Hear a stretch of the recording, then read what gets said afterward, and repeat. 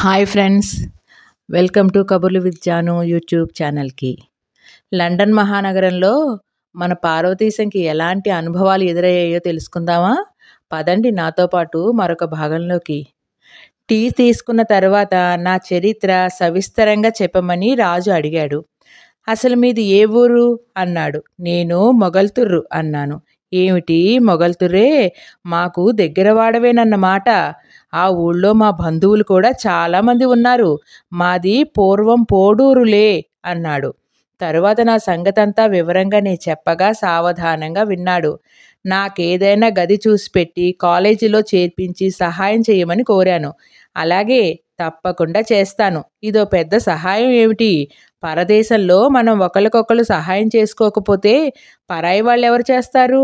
ఈ పూట కాసేపు బయటికి వెళ్ళి పార్కులో కూర్చుని కబుర్లు చెప్పుకుందాం. రేపు ఉదయాన్నే గది చూద్దాం అన్నాడు. మేమిద్దరం బయలుదేరి దగ్గరలోనే ఉన్న పార్కులోకి వెళ్ళి కూర్చున్నాము. అప్పటికి సుమారు 6 గంటలయింది. బాగా చీకటి పడిపోయింది. అయినా జనం కిటకిటలాడుతూ ఉన్నారు. ఆడ మగ ఎంతమందో! అది వరకు అక్కడ ఆడుకుంటున్న పిల్లలందరూ బిలబిల్లాడుతూ తొందరగా ఇళ్లకు పరుగులు పెడుతున్నారు. పార్కులోకి వచ్చిన వాళ్ళలో చాలామంది యువతీ యువకులు జంటలుగా బల్ల మీద కొందరు, కింద ఉన్న గడ్డి మీద కొందరు కూర్చుని పడుకుని నవ్వుకుంటూ కబుర్లు చెప్పుకుంటూ మధ్య ఊపిరాడకుండా గాఢాలింగన చుంబనాదులు కావిస్తూ ఈ ప్రపంచం మరిచి మరో ప్రపంచంలో ఉండిపోయారు. అందుచేతను మా కేసును చూసిన వాళ్లే ఎవరూ కనబడలేదు. తమరు తప్ప ఆ పార్కులో ఇంకెవరూ లేనట్టుగా భావించుకుని ఆనందిస్తున్నారు. అందుచేత మేము హాయిగా గడ్డి మీదనే ఒకచోట సుఖంగా కూర్చున్నాము. బాబూ, మీ పేరేమిటి అన్నాడు రాజు. నన్ను పార్వతీశం అంటారు. మా ఇంటి పేరు వేమూరివారు అన్నాను. సరే, బాగుంది. కానీ ఇక్కడ సంగతి, సందర్భాలు, ఆచార వ్యవహారాలు కొన్ని టూకీగానైనా మీకు చెప్పాలి. ఆ పద్ధతులు మీరు తెలుసుకుంటే వాటికి అనుగుణంగా మనం ప్రవర్తిస్తే మనకు ఆట్టే ఇబ్బందులు ఉండవు. మొదటి సంగతి ఏంటంటే, మీ పేరు ఏమిటని ఎవరైనా అడిగితే పార్వతీశం అని చెబితే చాలు అంటారు. వింటారు, కంటారు ఏమి చెప్పక్కర్లే. ఇంటి పేరు వాళ్ళకి అవసరం లేదు. ఇక తరువాతి సంగతి, ఇక్కడ గదులు అద్దెకు తీసుకోవడం విషయం మీకు చెప్పాలి. ఇక్కడ గదులు అద్దెకి ఇచ్చేవాళ్ళు అందరినీ లోయర్ మిడిల్ క్లాస్ అంటారు. అంటే మనబోటి మధ్యతరగతి కుటుంబాలలో తక్కువ స్థితి గల వాళ్ళన్నమాట. సాధారణంగా వితంతువులు, వివాహమే ఎరుగని వృద్ధ కన్యలు, సంపాదన తక్కువగా ఉన్న భార్యాభర్తలు తమకు అవసరమైన వాటికంటే 1-2 గదులు ఎక్కువగా ఉండే ఇల్లు అద్దెకి తీసుకుని వాటిలో వారికి అవసరం లేని గదులు 2 అద్దెకిస్తారు.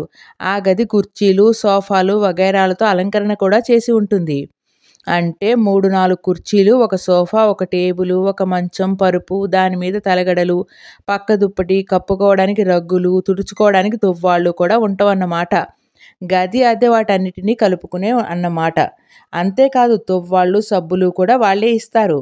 తర్వాత ప్రతి గదిలోనూ, నా గదిలో నీవు చూసే ఉంటావు, ఫైర్ ప్లేస్ అని ఒకటి ఉంటుంది. గోడలో ఒక పొయ్యి అమర్చి అందులో బొగ్గులు పేర్చి నిప్పు వేస్తారు. పొగ గదిలోకి రాకుండా పైకి పోయేటట్లు ఒక గొట్టం ఉంటుంది. ఇది సంవత్సరంలో 7-8 మాసాలు అహర్నిశాదులు రావణాసురుడి కాష్టంలా రాజుతూనే ఉంటుంది. ముఖ్యంగా శీతాకాలంలో ఈ పొయ్యి దగ్గరనే కుర్చీలు వేసుకుని కూర్చుంటారు. గదంతా వెచ్చగా ఉంటుంది. మీరు ఈ పాటికి అది కనిపెట్టే ఉంటారు. ఇక్కడ ఒక చిదంబర రహస్యం ఉంది. ఈ దేశస్థులు, ముఖ్యంగా తక్కువ జాతి వారు మొహము అది కడుక్కోరు అన్నాడు. నేను నిర్ఘాంతపోయి, అది కడుక్కోరా అన్నాను. అది ఎవ్వళ్ళు కడుక్కోరు అన్నాడు. మరైతే అన్నాను. మనం బయటికి వెళ్ళే చోట పక్కన కాగితాల చుట్ట ఉంటుంది. అందులో కాగితం చుట్ట తీసుకుని దానితో తుడిచేసుకుని మల విసర్జించిన కమ్మోడ్ అనే పింగాణి దాంట్లో పారేస్తారు. అక్కడ కనబడే గొలుసు లాగితే అందులోకి నీరు విశేషంగా వచ్చి ఈ మలాన్నంతటినీ శుభ్రంగా కడిగేసి అడుగుకు ఎక్కడికో తీసుకుపోతుంది. ఇది శీతల దేశం కనుక అంత త్వరగా దుర్గంధం పైకి రాదు. మొహమే కడుక్కోని వాళ్ళు రోజు స్నానమే చెయ్యరన్నమాట. వేరే చెప్పడం ఎందుకు అన్నాడు. మరైతే మనమో అన్నాను. మీకిష్టమైతే మీరు మానేయవచ్చునన్నాడు. అదేంటండి అలా అంటారు? నేను బ్రాహ్మణ్ణి, అందులోనూ వైదికిని. సంధ్యావందనాదులే కుదరక మానేస్తున్నందుకు విచారిస్తుంటే స్నానం కూడా ఎలా మానండి అలా అయితే ఇక్కడ ఒక్క క్షణం ఉండనండోయ్. మీరేమన్నా సరే. పోనీ ఓ మాట దేశం చూశాను అనుకుని చక్కా పోతాను గానీ, మరీ ఇంత అనాచారంగా, అప్రాచ్యంగా ఉండడం నా వల్ల కాదు సుమండి. తరువాతను మీ ఇష్టం అన్నాను. సరేలెండి నా ఇష్టాయిష్టాలతోటి మీకేంటి పని గాని, మిమ్మల్ని మానమని చెప్పలేదు. స్నానానికి వేడి నీళ్ళు కావాలంటే ఇంటి వారితో చెబితే వాళ్ళు సప్లై చేస్తారు. మరేమీ పర్వాలేదు అన్నాను. ఇది ఒకందుకు మంచిదే అని నేను దంతధావనానికి కచ్చికలు, తాటాకులు తెచ్చుకోవడం మంచిదే అయిందన్నమాట అన్నాను. అతను తెల్లబోయి, ఏమిటి? కచ్చికలు, తాటాకులు తెచ్చారా? ఎన్నాళ్ళును మనలో మాట. మరేమి తీసుకురాలేదా? ఇక్కడ దేశాచారం అక్షరాలా పాటిస్తున్నారా ఏమిటి కొంపదీసి? అయితే మీరు వచ్చేటప్పుడు ఎవరిని సలహా అడగలేదా? అన్నాడు. నాకు సలహా చెప్పదగ్గ వాళ్ళు ఉన్నారేంటండి మొగల్తూరులో, మీరు ఎరుగరా? అన్నాను. ఒక్క మాట నాకేసి నిదానంగా చూసి, అవునులేండి ఆ మాట నిజమే. ఆ మాత్రం వాళ్ళు అక్కడే కాదు, ఆ చుట్టుపక్కల ఎక్కడా ఉండి ఉండరు. సరే పోనీయండి. మంచి పని చేశారు గానీ, అవి పాడైపోయే వస్తువులు కావు కనుక జాగ్రత్తగా పెట్టుకోండి. వెళ్ళేటప్పుడు ఉపయోగించుకుందురు గాని, మనం గదికి వెళ్ళేటప్పుడు మీకు దంతధావన సామాగ్రి ఇక్కడ ఉపయోగించేవి కొనిపెడతాను అన్నాడు పాపం అతను. ఆ తర్వాత భోజనానికి మనం ఎక్కడికి హోటల్‌కి వెళ్ళనక్కర్లేదు. ఇంటి వాళ్ళే మనకి ఏం కావాలో చెబితే ఆ ప్రకారం చేసి పెడతారు. దానికి వాళ్ళు కొంత డబ్బు తీసుకుంటారు. ఎంత తీసుకున్నా హోటల్ భోజనం కంటే తక్కువ ఖర్చే అవుతుంది. మీరు బ్రాహ్మణులు, ఆపై వైదికులు కనుక ఆమెను మాంసం, చేప వగైరా ముట్టుకోనని చెప్పి, ఇంటివారితో మీరు శాకాహారినని చెప్పి బియ్యము, పప్పు వగైరా సామాగ్రి చెబితే వాళ్ళే తీసుకొస్తారు. అది ఎలా వండాలో మీకు తెలిస్తే వాళ్ళకు చెప్పండి. లేకపోతే వాళ్ళు చేసినట్లు తినవలసి ఉంటుంది. 10 రోజులు పోతే అన్నీ మీకే అలవాటవుతాయి అన్నాడు. అబ్బో! అదేమీ అక్కర్లేదండి. నాకు ఇవన్నీ బాగా అలవాటే. మా ఇంటి దగ్గర మా అమ్మ బయట ఉన్నప్పుడు, మా నాన్న పొలం వెళ్ళినా, పొరుగురు వెళ్ళినా నేనే చెయ్యి కాల్చుకోవాల్సొచ్చేది. చాలా బాగా చేశానని మా అమ్మ మెచ్చుకునేది కూడాను. ఉండండి. నేను ఎక్కడో ఒక చోట స్థిరపడ్డ తర్వాతను నా చేతి భోజనం మీకు రుచి చూపిస్తాను ఒక రోజున అన్నాను. చాలా సంతోషం అండి. అంతకంటేనా మళ్ళీ ఓ మాటు మా ఇంటికి వెళ్ళి వచ్చినట్లు ఉంటుందంటూ కూడాను అన్నాడు నవ్వుతూ. ఇక అక్కడి నుంచి లేచి నెమ్మదిగా గదికి చేరుకున్నాము. అక్కడ ఆయనకు మామూలు భోజనం, నాకు కొద్దిగా అన్నము, బంగాళదుంపల కూర, పాలు ఇచ్చారు. కూరంటే ఊరికే బంగాళదుంపలు ఉడకేసి అవి మెత్తగా కుమ్మి పెట్టారన్నమాట.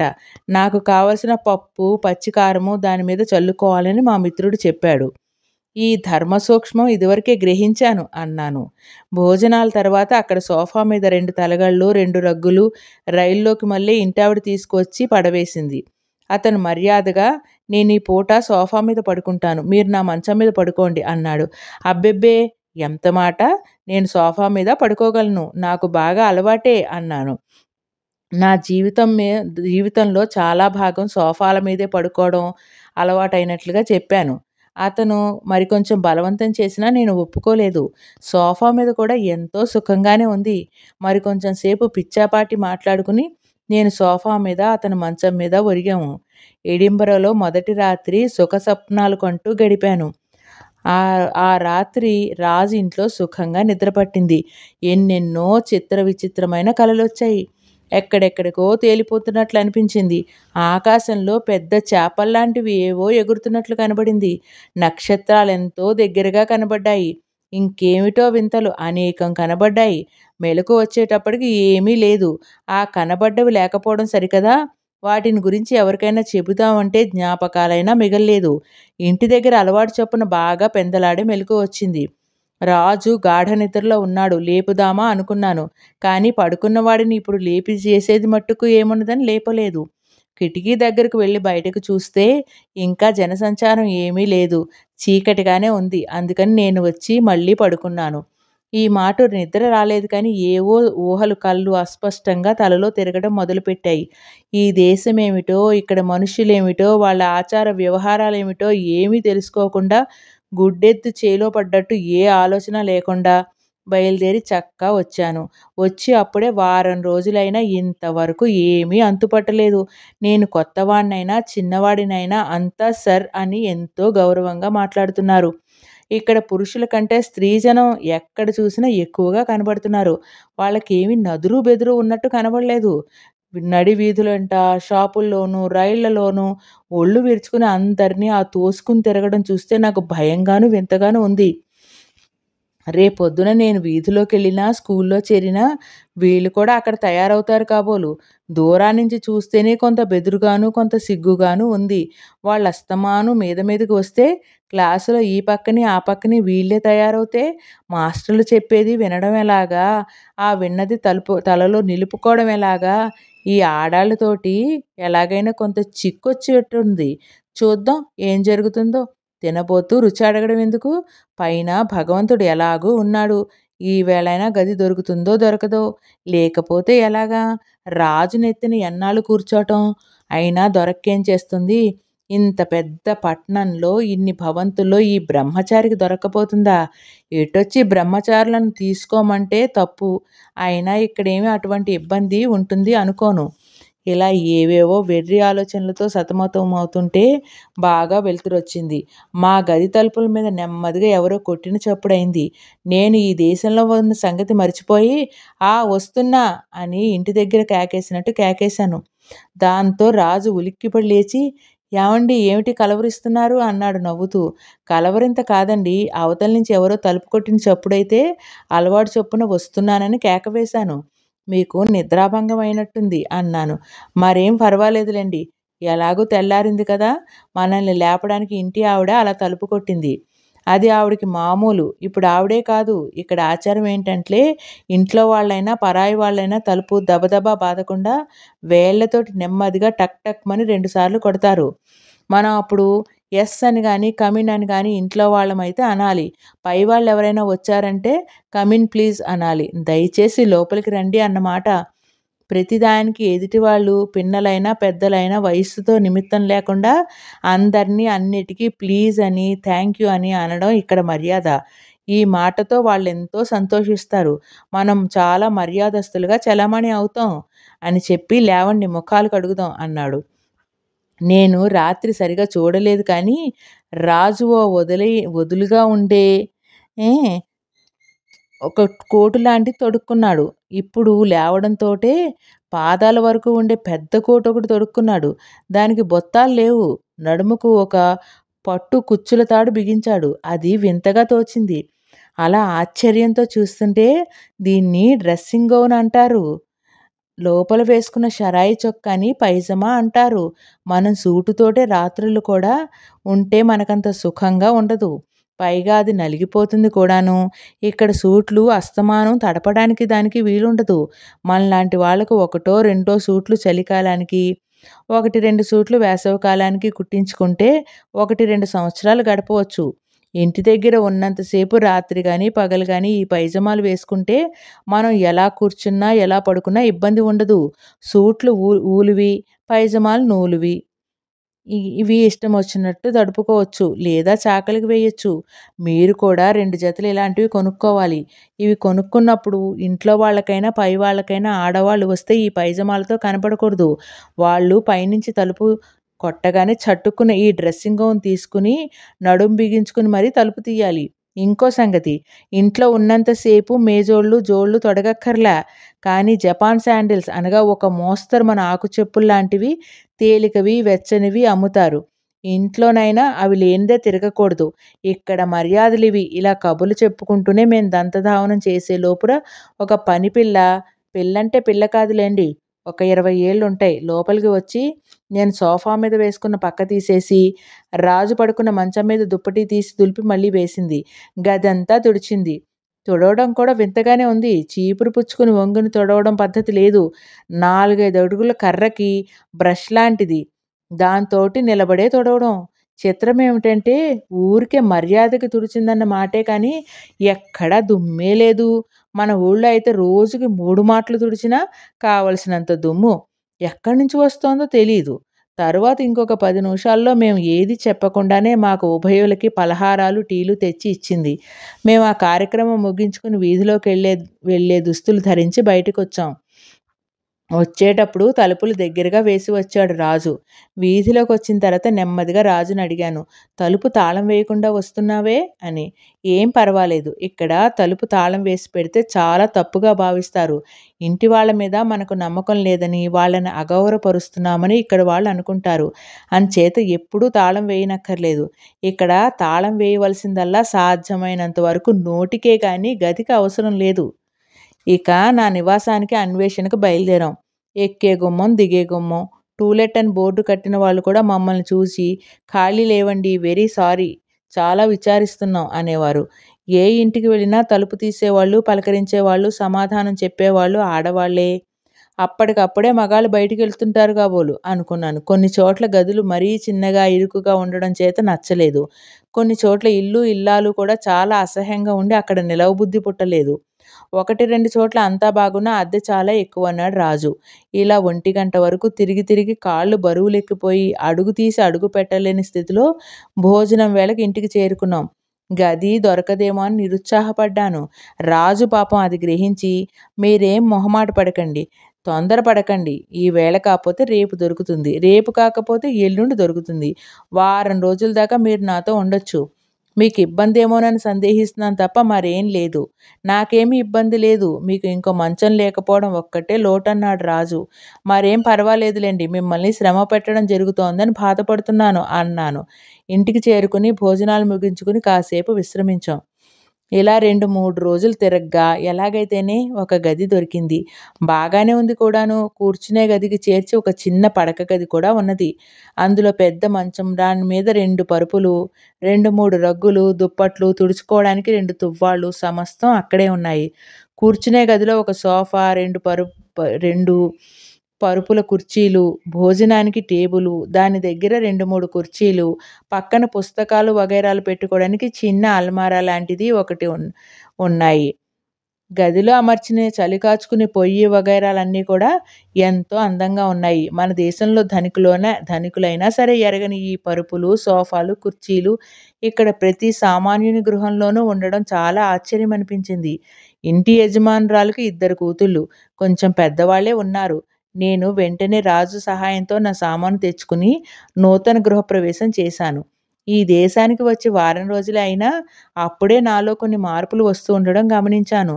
కొత్త ఇంట్లో ప్రవేశించటానికి ఈవేళ మంచి రోజు అవునా కాదా అని తెలుసుకోవటం మర్చిపోయాను.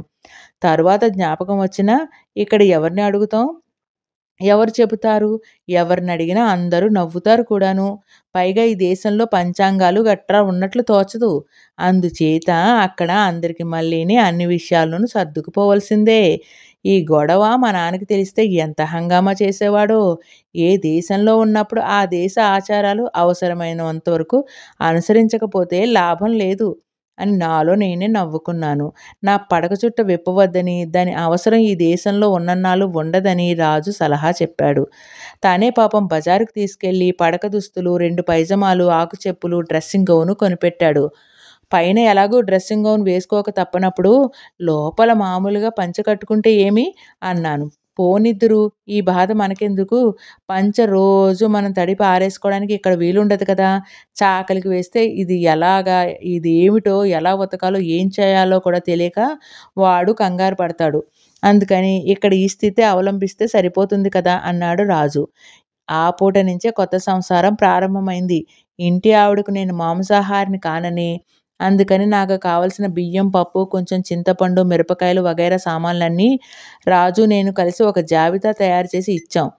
ఆవిడ ఆ జాబితా చూసి తెల్లబోయింది. కొంచెం సందేహిస్తూ, ఇవన్నీ ఏం చేయాలండి అన్నది.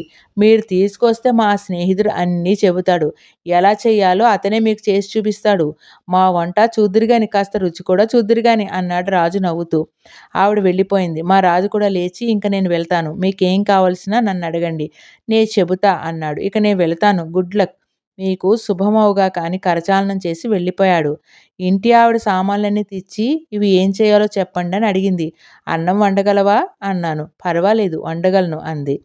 అయితే పప్పు కూడా కొద్దిగా నీళ్లు పోసి ఉడకపెట్టి బాగా ఉడికిన తర్వాత దాన్ని మెత్తగా కుమ్మి అందులో కొంచెం ఉప్పు వేయాలని చెప్పాను. తర్వాత కూర తరిగి ఉడకబెట్టిన తర్వాత పోపు వేయడం ఎలాగో చెబుతానన్నాను. కానీ పోపు అనే మాటకి ఇంగ్లీష్లో ఎలా చెప్పాలో తెలియలేదు. ఎన్ని విధాల ప్రయత్నం చేసినా ఆవిడకి తెలియలేదు. తర్వాత పులుసంటే ఏమనాలో ఇంగ్లీష్‌లో ఎలా చెప్పాలో తెలియలేదు. ఎన్ని విధాల ప్రయత్నం చేయాలో అన్నీ చేశాను. ఆవిడకి అర్థం కావడం లేదు. నీళ్ళలో 2 రకాల ముక్కలు వేసి ఉడకబెట్టాలి అన్నాను. ఓహ్! యూ మీన్ సూప్ అంది. ఇంతే కదా! నేను చేయగలనంది. సరే కానీ తర్వాత చూస్తాను అన్నాను. మధ్యాహ్నం 12 గంటలకు ఆవిడ నాకు భోజనం తీసుకొచ్చింది. పోపు వేయడానికి నన్ను పిలవడం మర్చిపోయింది. పప్పు ఏ బద్దకు ఆ బద్ద విడిగానే ఉంది. పులుసులో చింతపండు వేయడం మర్చిపోయింది. ఇది ఎలాగు భగవంతుడా తినడం అనుకున్నాను. నెయ్యేది అన్నాను. నెయ్యేమిటి అంది. నా బొంద అన్నాను.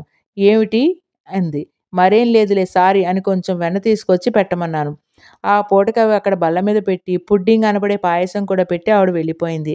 అన్నం కొంచెం పిండిలా తయారైంది కానీ పప్పు పిప్పిలా ఉంది.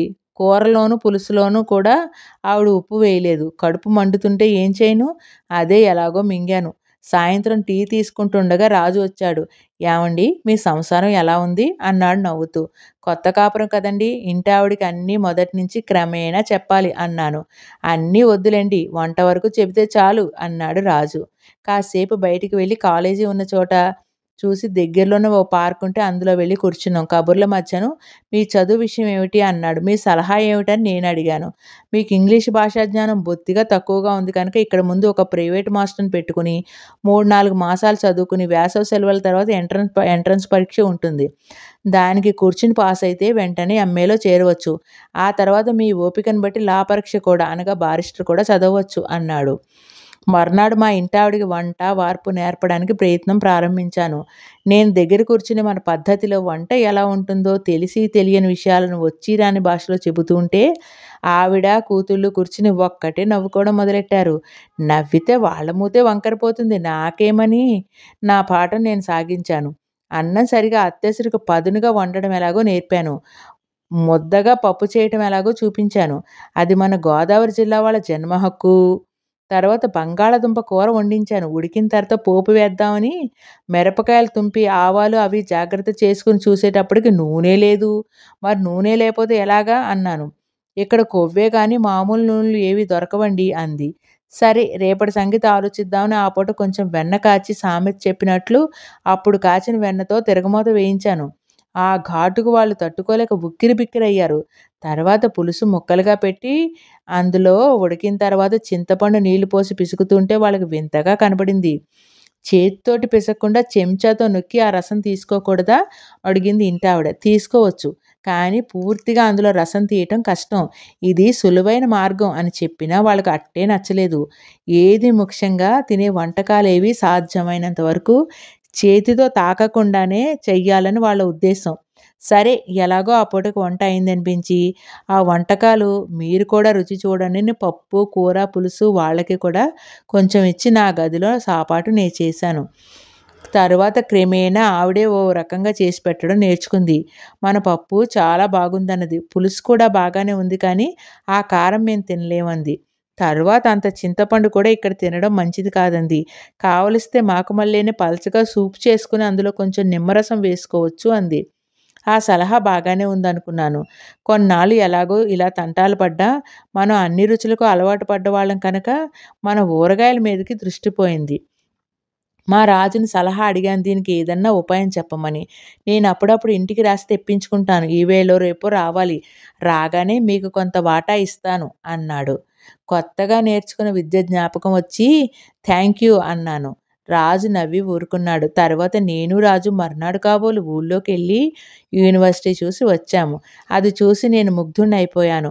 నోట మాట రాలేదు. ఏదో మహత్తరమైన పవిత్ర భావం లాంటిదేదో కలిగి స్తంభించిపోయాను.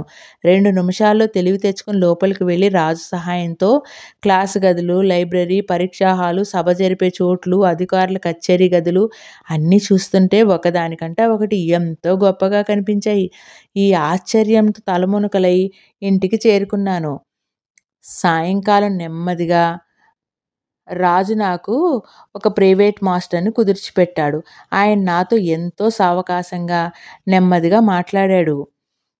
సాధ్యమైనంత వరకు ఎంట్రన్స్ పాస్ అయ్యేటట్లు చేస్తానని అభయం ఇచ్చాడు. ముందు నీకు ఆంగ్ల భాషా జ్ఞానం కలిగితే తక్కినవన్నీ కూడా సులువుగా వస్తాయని చెప్పాడు. అలాగనే రోజుకు 2, 3 గంటలు ప్రత్యేకం ఇంగ్లీషే చెప్పేవాడు. తక్కిన పాఠాలన్నీ ఓ రోజు కొన్ని, ఓ రోజు కొన్ని చెబుతూ ఉండేవాడు. ఇలా ప్రారంభించిన చదువు మంచి ముహూర్తం చూసుకోకపోయినా బాగానే సాగింది. 2 రోజుల తర్వాతను ఒక ఉదయాన్నే రాజు నవ్వుతూ వచ్చి, "గుడ్ మార్నింగ్ మిస్టర్ పార్వతీశం. మీకీవేళ ఈ సుప్రభాతంతోటి ఒక శుభవార్త కూడా అందించదలుచుకున్నాను. ఇంటి దగ్గర నుంచి నిన్ననే ఊరగాయల బంగీ వచ్చింది. మీ వాటా ఈ సీసాలో ఆవకాయ, ఈ సీసాలో తొక్కుడు పచ్చడి తీసుకొచ్చాను. హాయిగా తినండి" అని చక్కాపోయాడు. వాటిని ఎంతో ఆప్యాయతతో చూస్తూ కూర్చుని, ఈవేళ ఎలాగైనా వీటి పని పట్టించాలని నిశ్చయించాను. ఆ రోజు స్పెషల్‌గా వంట ప్రయత్నం కోసం నేను వంటగదిలోకి వెళ్ళాను. "మీరొచ్చారేమిటి ఈవేళ మిస్టర్ శామ్?" అంది ఇంటావిడ. నేను చెప్పడం మర్చిపోయాను.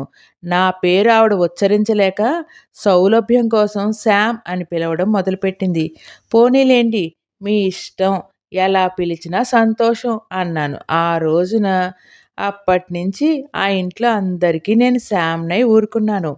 "ఈవేళ మా ఊరు నుంచి కొత్తగా ఊరగాయలొచ్చాయి. అందుకని వచ్చాను" అంటూ తర్వాత కొంత వెన్న కరిగించమని చెప్పాను. ఆవిడ వంట చేస్తుంటే నేను నెయ్యి కాచాను. వంటంతా అయిన తర్వాత ఆవిడ అన్నీ తీసుకువచ్చి నా గదిలో అమర్చి వెళ్ళబోతుంటే ఆవిడని వెనక్కి పిలిచి కొంచెం ఆవపిండి ఒక చిన్న ప్లేట్‌లో పెట్టి, "ఇది మా దేశంలో ప్రసిద్ధమైన ఊరగాయ. మీరు రొట్టె మీద బాగా వెన్న రాసి దానిపైన జామ్‌లాగా రాసుకుని చూడండి. కొంచెం కారంగా ఉన్నా చాలా బావుంటుంది. అట్టే ఉపయోగించకండి" అని హెచ్చరిక చేశాను కూడాను. ఆవిడ సంతోషించి తీసుకువెళ్ళిపోయింది. ఆ పూట భోజనం హాయిగా మన పద్ధతిన చేద్దాం అనిపించింది. ఈ చెంచాలు, కత్తులు, ఫోర్కులతోటి మన భోజనం చేయటానికి అట్టే వీలుగా ఉండడం లేదు. అందుకని ఈ పూటన్నా మన పవిత్ర భారతదేశాన్ని తలుచుకుని, మన ఆచారం అనుసరణీయమని నిశ్చయం చేసుకుని, స్పూన్లు, ఫోర్కులు వగైరా పక్కన పెట్టేసి, సుఖంగా చేత్తో కలుపుకుని భోజనం ప్రారంభించాను. పప్పు, అన్నం తినడం అయింది. రెండో వాయి ఆవకాయ కలుపుతుండగా అవతల నుంచి కెవ్వున కేక వినబడింది. ఏమిటో అనుకుంటుంటే, "ఓహ్! మిస్టర్ శ్యామ్" అని పిలుపు వినబడింది. ఏం కొంప మునిగిందా అనుకుని కలిపిన ముద్ద నోట్లో పెట్టుకుని లేద్దాం అనుకుంటుంటే ఒక్క ఊపులో "ఓహ్! శ్యామ్" అంటూ ఏడుస్తూ ఇంటావిడ, ఆవిడ వెనకనే ఆవిడ కూతుళ్ళు గదిలో చొరబడ్డారు. "ఏమిటమ్మా? ఏం జరిగింది?" అన్నాను. ఆవిడ ఏదో చెబుదామనుకుంటూ నా కంచం కేసి చూసింది. ఆవిడ సమాధానం కోసం నిరీక్షిస్తూ నేను కలుపుకున్న ఆవకాయ చేయి నాకుతున్నాను. ఆవిడ అదివరకు పడ్డ బాధేమిటో తెలియదు గానీ, ఇప్పుడు మట్టుకు నా చెయ్యి చూసి "ఓహ్! ఓహ్!" అని ఓ పెద్ద కేక వేసి, వెనక్కి విరుచుకుని మూర్ఛ వచ్చినట్లు కుర్చీలో కూలబడ్డది. అంతవరకు నన్ను చూసి ఇకిలిస్తూ, సకిలిస్తూ ఉన్న కూతుళ్ళిద్దరూ ఆ ఉద్యమం మానుకుని 2 కన్నీటి చుక్కలు బలవంతాన తెచ్చుకుని, తల్లి సంరక్షణ కోసం ఆవిడ దగ్గరికి చేరి, ఒకరు మంచినీళ్ళు అందించి, ఒకరు ఆవిడ ముఖం మీదకి కాసిని నీళ్లు చిలకరించారు. ఆవిడ నెమ్మదిగా కళ్ళు తెరిచి నాకేసి వేలుతో చూపిస్తూ, వెక్కిళ్ళతో "శ్యామ్, శ్యామ్ యూ" అంటూ మళ్ళీ మూర్ఛపోవడానికి ఉద్యుక్తురాలవుతుంటే నేను కూడా ఆవిడ దగ్గరికి వెళ్ళి, "పర్వాలేదండి. మీరెందుకలా కంగారు పడ్డారు? మీకేం భయం లేదు. అసలేం జరిగిందో చెప్పండి" అంటూ మెల్లగా అనునయిస్తూ ఆవకాయ కలుపుకున్నానన్న మాట మరచి ఆ చేత్తోటే ఆవిడ కళ్ళు తుడిచాను. ఇంకేముంది, మళ్ళీ కొంపలంటుకున్నంత పని జరిగింది. ఆవిడ కళ్ళు, బుగ్గలు భగ్గున మండడం ప్రారంభించాయి. "ఓహ్! శ్యామ్, నన్ను చంపేశావు" అని గొల్లుమంది. "పర్వాలేదు, పర్వాలేదు, క్షమించండి" అని ఒక్క పరుగున వెళ్ళి నా చేతులు శుభ్రంగా కడుక్కుని, తడి తువ్వాలుతో ఆవిడ కళ్ళు, బుగ్గలు ఒత్తి, బుగ్గలకు కొంచెం నేను ఉపయోగించే స్నో రాశాను. ఇదంతా చూస్తూ నవ్వితే తల్లికి కోపం వస్తుందని, ఏడవాలన్నా ఏడవలేక, నవ్వలేక నాకేసి గుడ్లప్పచెప్పి, ఆ పిల్లలు నిశ్చేష్టులై చూస్తూ నిలబడ్డారు. సుమారు ఒక పావుగంట సేపు నాకు తోచిన శైత్యోపచారాలన్నీ చేసేసరికి ముసలావిడ ఉద్రేకం కళ్ళు, ముఖంతో పాటు చల్లబడి నన్ను చూసి, "oh! Shyam, Shyam, you are a bad boy. You really killed me" అని చెప్పేసి, "నువ్వు చాలా చెడ్డవాడివి. నన్ను చంపినంత పని చేశావు" అంటూ చిన్న హసం మొఖంలోకి తెచ్చుకుంది. "అవునండి, నేనేం చేశాను? ఇంతవరకు మీకేం జరిగిందో, ఎందుకిలా భయపడ్డారో, నేను చేసిన తప్పేమిటో చెప్పారు కారు. నా వల్ల తప్పుంటే మన్నించండి అన్నాను నమ్రతతో. అది కాదు నాయనా, ఇందులో నీ తప్పేమీ లేదు. నా మీద అభిమానంతో నువ్వు సరదాగా మీ ఊరగాయ రుచి చూడమని ఇచ్చావు. నువ్వు చెప్పిన మాటలు పూర్తిగా గ్రహించుకోక, నీకు భోజనం పెట్టగానే ఒక రొట్టె ముక్కకు కాస్త వెన్న, ఆవకాయ పట్టించి నోట్లో పెట్టేసరికి నషాలం అంటింది. ఆ బాధలో ఏం చేయాలో తోచక నీ గదికొచ్చేసరికి నువ్వు అన్నం చేత్తో కలుపుకుని తింటూ, ఆ చెయ్యి నాకుతుంటే నాకు మూర్ఛ వచ్చినంత పనైంది. ఈ పద్ధతులు మాకలవాటు లేక చూడగానే నాకు చైతన్యం పోయింది. అంతకంట మరేం లేదు. నిన్నూరికే కంగారు పెట్టాను. నువ్వేమీ అనుకోకు, నన్ను మన్నించు అంటూ ఆవిడ బయటకు వెళ్ళిపోయింది. వెనకాలే కూతుళ్ళు ఆవిడననుసరించి గుమ్మం దగ్గర ఆగి, వెనక్కి తిరిగి నన్ను చూసి ఒక్క నవ్వు నవ్వి పరుగు తీశారు. మర్నాడిక్కడ ఆవకాయ గొడవ, అది చేసిన హంగామా, మా ఇంటావిడ పడిన బాధ అంతా కథ కింద రాజుతోటి చెప్పేసరికి రాజు విరగబడి ఒకటే నవ్వు. ఆ రోజస్తమాను తలుచుకుని, తలుచుకుని మేమిద్దరం ఒకటే నవ్వుకోవడం. ఈ కథ రాజున్న ఇంటావిడకి కూడా చెప్పాం. వాళ్ళు తెగ నవ్వుకున్నారు. అక్కడి నుంచి రాజు మిత్ర బృందానికి అందరికీ వారం రోజుల వరకు ఈ కథ చెప్పి నవ్విస్తూ ఆనంద పరవశుల్ని చేశాడు. నాకు పాఠాలు బాగా సాగుతున్నాయి. ఇంగ్లీష్ నాకు చాలా తొందరగా బాగా వస్తోందని మా మాస్టర్ హృదయపూర్వకంగా నన్ను అభినందించారు.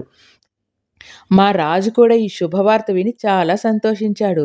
రోజు కాసేపు ఇండియన్ అసోసియేషన్‌కి వెళ్ళటం, అక్కడ ఓ గంటో, 2 గంటలో కూర్చుని ఏమైనా పుస్తకాలు, పత్రికలు చదువుకోవటం అలవాటు చేసుకున్నాను. అలా బాగా కాలక్షేపం అవుతుండేది. తరువాత అక్కడికొచ్చే ఇతర సభ్యులు తెలుగు వాళ్ళే కాక అరవలు, మలయాళీలు, ఒకరిద్దరు కన్నడీలు, బెంగాలీలు, పంజాబీలు ఇలాంటి విద్యార్థులందరితో క్రమేణా పరిచయం కలుగుతూ వచ్చింది. ఇంతమంది విదేశీయులతో ఇలా పరిచయం ఏర్పడడం, వాళ్ళందరూ నాతో సమాన స్థాయిలో సరదాగా మాట్లాడడం నాకెంతో ఉత్సాహంగా ఉంది. ఒక రోజున మా రాజు నా గదికి వచ్చి, "రేపు ఈ ఊళ్ళో ఒక దొరసాని, స్థితిపరురాలు, పెద్ద ఇంటిది విద్యావతి. ఆమె మన దేశస్థులంటే చాలా అభిమానంతో చూస్తుంది. ఆవిడ అప్పుడప్పుడు అనగా సంవత్సరానికి 2, 3 సార్లు మన వాళ్ళ కొందరిని, ఇక్కడ వాళ్ళని కొందరిని యువతీ యువకులను ఆహ్వానించి వాళ్ళకో చిన్న పార్టీ ఇస్తూ ఉంటుంది. అటువంటి పార్టీ ఒకటి రేపు ఏర్పాటు చేసింది. దానికి నిన్ను కూడా తీసుకురమ్మని వర్తమానం చేసింది. అందుకని మనం వెళదాం. సిద్ధంగా ఉండు" అన్నాడు రాజు. పార్టీ అంటే అదేమన్నా మీటింగు, ఉపన్యాసాలు అలాంటిదేమన్నానా? లేక ఇంకేమన్నా ఉంటుందా? ఇక్కడ పద్ధతులేమిటో, జరగబోయేదేమిటో ముందు తెలుసుకోవడం కోసం మిమ్మల్ని అడుగుతున్నాను అన్నాను. అబ్బే! సభ, ఉపన్యాసాలు అలాంటి గొడవేమీ ఉండదు. 10 మందిని కలుసుకోవటం, కులాసాగా కబుర్లు చెప్పుకోవటం, టీ, పలహారాలు సేవించటం, మళ్ళీ కాసేపు కబుర్లు చెప్పుకోవటం, ఎవరైనా పాడేవాళ్ళుంటే పాటలు పాడొచ్చు. ఒక్కొక్కప్పుడు ఇండోర్ గేమ్స్ అనగా ఇంట్లోనే ఆడుకునే ఆటలేమన్నా వ్యవధి ఉంటే ఆడుకోవడం. తరువాత ఎవరి దారిన వాళ్ళు చక్కా పోవడం. ఇది పద్ధతి. ఇంతకంట మరేమీ లేదు అన్నాడు. ఒక మామూలు డ్రెస్సు, పైన ఓవర్ కోటు, నెత్తి మీద హ్యాటు పెట్టుకుని బయలుదేరి అక్కడికి వెళ్ళటం. అక్కడ వీధి తలుపు అమర్చి ఉన్న ఒక గొలుసు లాంటిది లాగితే లోపల గంట మోగుతుంది. అప్పుడు ఆ ఇంటి బట్లర్ వచ్చి తలుపు తీస్తాడు. తలుపు తీయగానే మన్ని "గుడ్ ఆఫ్టర్‌నూన్ సార్" అని మన ఓవర్ కోటు, టోపీ తీసుకుని భద్రపరుస్తాడు. మనల్ని లోపల హాల్లోకి తీసుకువెళతాడు. అక్కడ యజమానురాలు వచ్చి మనల్ని పలకరించి కరచాలనానికి చెయ్యి అందిస్తూ "హౌ డు యు డూ" అంటుంది. అంటే కులాసాగా ఉన్నావా అన్నమాట. తరువాత మనల్ని తీసుకెళ్ళి అక్కడ వాళ్ళందరికీ పరిచయం చేస్తుంది. తరువాత పరిచయం కార్యక్రమం అవగానే ఇందాక నేను చెప్పాను గదా! అలా కబుర్లు అన్నీ ప్రారంభమవుతాయి అన్నాడు. సరే, అక్కడ వేడుక చూద్దామని అలాగే వస్తాను. నీవు కూడా ఉంటావు కదా? నాకు సందేహం, భయం ఏముంటుంది అన్నాను. నేను వచ్చి నిన్ను తీసుకునే వెళతాననుకో. ఏ కారణం చేతనైనా నేను రాకపోతే వెళ్ళవలసిన చోటు, చిరునామా, ఎలా వెళ్ళాలో అన్నీ వివరంగా రాసి నీకిస్తాను. నా కోసం 3:30 వరకు చూడు. అప్పటికి నేను రాలేకపోతే నేను రాసిచ్చిన ప్రకారం వచ్చేసేయి. నీకేం భయం లేదు. ఎక్కడా తప్పిపోవు అని చెప్పి ఒక కాగితం మీదను అన్నీ వివరంగా రాసి ఒక ప్లాన్ కూడా వేసి ఇచ్చాడు. పాపం ఇంక నేను వెళతాను అని బయలుదేరుతుంటే అన్నట్టు ఇంకొక ముఖ్య విషయం చెప్పడం మర్చిపోయాను. మనం వెళ్ళగానే అక్కడ నౌకరు గాని, యజమానురాలు గాని మామూలు గుడ్ ఈవెనింగ్ అయిన తర్వాతను would you like to have a wash and brush up అని అడుగుతారు. అంటే నీ ముఖం చేతులు కడుక్కోవడం గానీ, తల దువ్వుకోవడం కానీ చేయవలసిన అవసరం ఉంటే నీకు ఒకవేళ లేకపోతే నో థ్యాంక్ యూ అంటే సరిపోతుంది. ఇది మర్చిపోక జ్ఞాపకం పెట్టుకో అన్నాడు. సరేనని ఇంటికి బయలుదేరి వచ్చి రాత్రి భోజనం చేసి మా ఇంటి యజమానురాలతో ఈ కబురు ఆ కబురు చెప్పి కొంచెం సేపు చదువుకుని పడుకున్నాను. మర్నాడు భోజనం, చదువు వగైరాలన్నీ 3 గంటలకే ముగించుకుని ముఖం గట్రా కడుక్కుని రాజు కోసం ఎదురు చూస్తూ కూర్చున్నాను. అతనెంతకీ రాలేదు. 3:30 కూడా దాటింది. ఇంకనూ ఆలస్యం చేస్తే అక్కడికి సకాలంలో వెళ్ళలేనేమోనని బయలుదేరి రాజు రాసిచ్చిన చీటీ జేబులో పెట్టుకుని బయలుదేరి కొంత దూరం ట్రామ్ మీద వెళ్ళి ఆఖరిన కొంచెం దూరం నడవవలసిన మేర ఒక సందులో నుంచి వెళ్ళాను. ఏమీ ఇబ్బంది లేకుండానే, ఎవరిని అడగకుండానే ఆ సందు తెలుసుకోగలిగాను.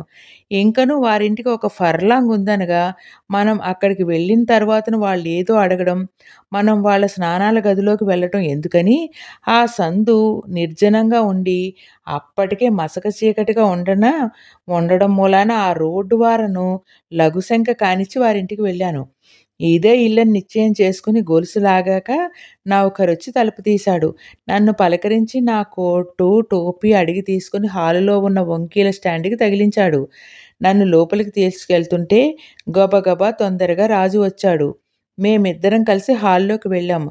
యజమానురాలు ఎంతో సంతోషం ముఖంలో వ్యక్తపరుస్తూ ఎవరితోనో మాట్లాడుతున్నావిడ మా దగ్గరికి వచ్చి రాజును పలకరించి యోగక్షేమాలు విచారించి నా కేసి చూపిస్తూ is this gentleman your new friend అని అడిగింది. అవునండి అని నా పేరు చెప్పి నన్ను పరిచయం చేశాడు. ఆవిడ మందహాసంతో నన్ను ఎగాదిగా చూసి very pleased to meet you mister sir బా అంటూ కరచాలనం చేస్తూ హౌ డు యూ డు అంది. ఆ ఇంటి వైభవం, అక్కడ మనుషులను, యజమాని సౌందర్యాన్ని, చాకచక్యాన్ని చూసి ముగ్ధుడనై పరధ్యానంగా రాజు చెప్పిందంతా మర్చిపోయి హౌ డు యూ డు అనగానే ఏం చెప్పాలో తోచక యాజువల్ లైక్ ఆల్ పీపుల్ అని ఇంకా ఏదో అనబోతుంటే ఆవిడ కొంచెం నవ్వటం, రాజు నా చెయ్యి నొక్కడం ఏకకాలనందు జరిగాయి. ఏదో పొరపాటు జరిగిందని హడలిపోయి ఇకనైనా జాగ్రత్తగా ఉండవాలని అనుకుంటుంటే would you like to have a wash అంది ఇల్లాలు. అలవాటు చొప్పున నేను మళ్ళీ పప్పులో కాలు వేయబోయి తెలివి తెచ్చుకుని రాజు చెప్పిన మాట జ్ఞాపకం తెచ్చుకుని నో థ్యాంక్ యూ అని అంతటితో ఊరుకోక అబద్ధాలాడడం అలవాటు లేక I did it at the corner of the street అని చెప్పాను. అంటే వీధి చివర కానిచ్చేశాలేండి అన్నట్టుగా. ఇంకేముంది, పిడుగు పట్టంత పనైంది. ఆవిడ నిర్ఘాంతపోయింది. కొంచెం ఎడంగా నిల్చుని మాట్లాడుతున్న వాళ్ళంతా నా మాట వినబడి నోట మాట రానట్టు స్తంభించిపోయారు. కొంచెం దూరంలో ఉన్న బట్లర్ గబుక్కున ఏదో వాంతి వస్తున్నట్టు నోటికి చెయ్యడ్డు పెట్టుకుని అవతలికి పరిగెత్తాడు. వాతావరణం అంతా హఠాత్తుగా చల్లబడిపోయినట్లయింది. ఏంరా భగవంతుడా, నేనన్న మాటలో తప్పేముంది?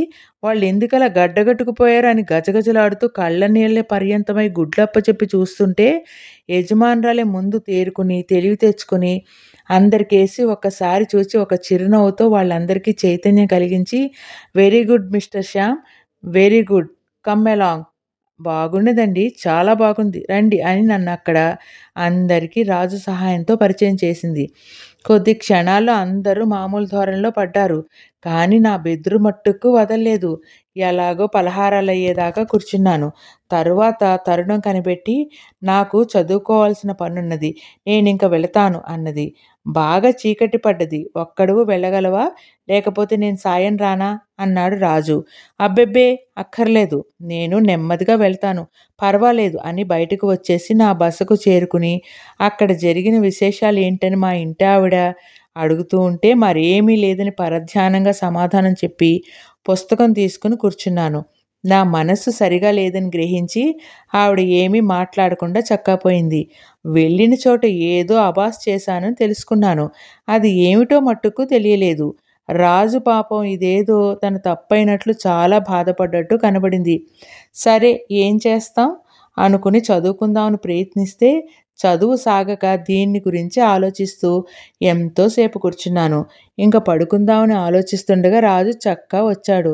రావడంతోటే "మహానుభావ పార్వతీశం, కొంప తీసేశావయ్యా!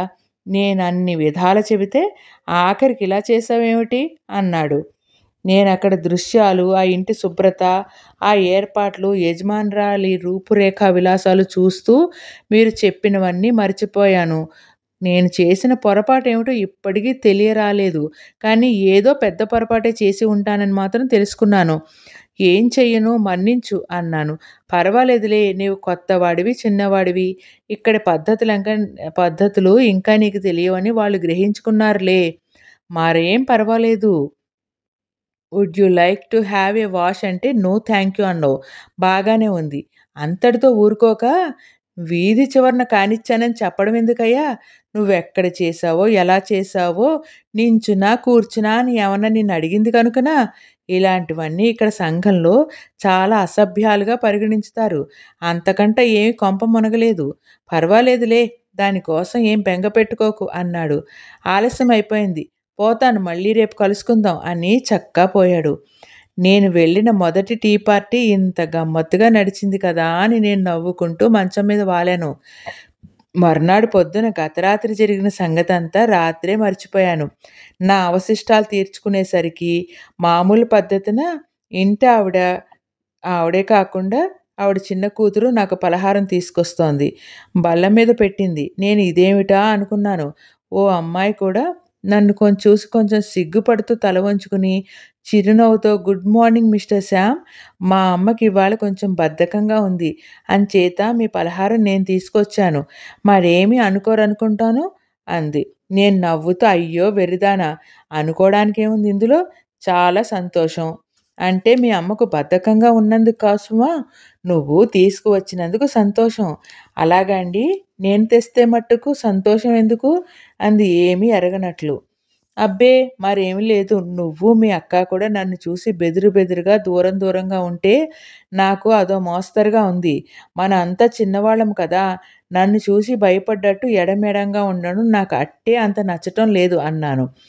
మాకు అటువంటిది ఏమీ లేదు. మేం తరచూ మీతోటి మాట్లాడుతూ ఉంటే ఏమిటింత చొరవ అని మీరు అనుకుంటారేమోనని కొంచెం సందేహిస్తూ ఉన్నాము. మా అమ్మ కూడా కొంచెం జాగ్రత్తగా ఉండమని హెచ్చరిస్తూ ఉంటుంది. అంతకంటే మరేమీ లేదు అంది. ఆ తరువాత వెళ్ళిపోయింది. నా ఫలహారం అయిన తర్వాత చెల్లెలతో పాటు అప్పగారు కూడా మందహాసంతో వచ్చి గుడ్ మార్నింగ్ చెప్పి ఏమండి కులాసాగా ఉన్నారా? రాత్రి బాగా నిద్ర పట్టిందా అని సంభాషణ ప్రారంభించింది. కూర్చోవమ్మా, నిలబడే ఉన్నావేమి అని కుర్చీ చూపించాను. ఈలోపు చెల్లెలు బల్ల మీద ఉన్న పలహారపు సామాన్లు తీసుకువెళ్ళి లోపల పెట్టేసి వచ్చి బల్ల మీద గుడ్డ దులిపి సరిగా వేసి వెళ్ళనా వద్దా అని సందేహిస్తున్నట్లు అక్కడే నిలబడితే, నీకు తొందర పని లేకపోతే నువ్వు కూడా కూర్చోరాదా అన్నాను. కూర్చోమని అప్పగారు కంటితో సంజ్ఞ చేయటం నేను గమనించాను. మీరిప్పుడు ఎక్కడకు బయటకు వెళ్ళరా అంది చిన్నమ్మాయి. ఇప్పుడప్పుడే ఎక్కడికి వెళ్ళను, కూర్చో అన్నాను. వాళ్ళిద్దరూ ఎంతో నెమ్మదిగా సంభాషణకు ఉపక్రమించారు. మా ఇల్లు ఎలా ఉన్నదండి అంది పెద్దమ్మాయి. చాలా బాగుంది ఇల్లు, మీ ఇంట్లో వారు కూడా అన్నాను. ఓ అంది నవ్వుతూ. మీకు అన్ని సదుపాయాలు జరుగుతున్నాయా? మీకేమీ ఇబ్బంది లేదు కదా ఇక్కడ అన్నది మళ్ళీ. అన్నీ బాగానే ఉన్నాయి. ఏ విధమైన ఇబ్బంది లేదు. చాలా సుఖంగా ఉంది.